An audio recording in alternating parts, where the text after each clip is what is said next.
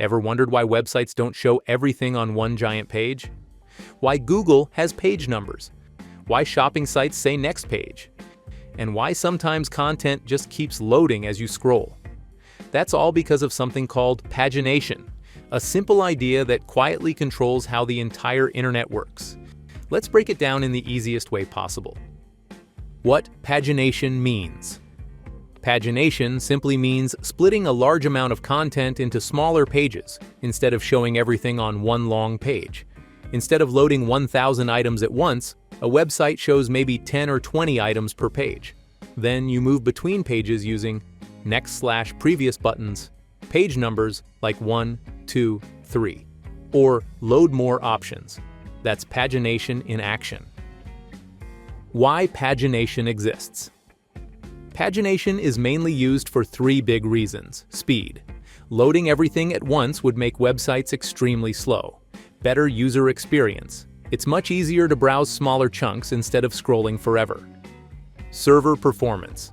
Websites don't have to process massive data all at once, so pagination keeps things fast, clean, and manageable.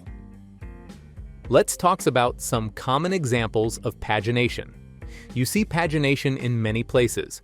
Google search results, where each page shows about 10 results. E-commerce websites, where products are divided into pages. Blogs, where articles are split across multiple pages.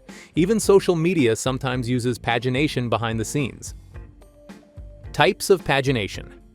There are a few common styles. Numbered pagination. This shows page numbers like 1, 2, 3, 4. Next/previous buttons. You just move forward or backward one page at a time. Infinite scroll. This is modern pagination. Content loads automatically as you scroll. Load more button. You click a button to show more content without switching pages. Pagination versus infinite scroll. Many people confuse these two. Pagination uses separate pages. Infinite scroll keeps loading content on the same page. Both do the same job, they just present content differently. Simple, real-life example.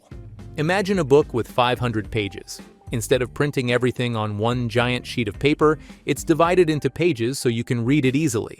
That's exactly how pagination works on websites. Final thought. Pagination is one of those things you rarely notice. But without it, the internet would feel slow, messy, and impossible to navigate.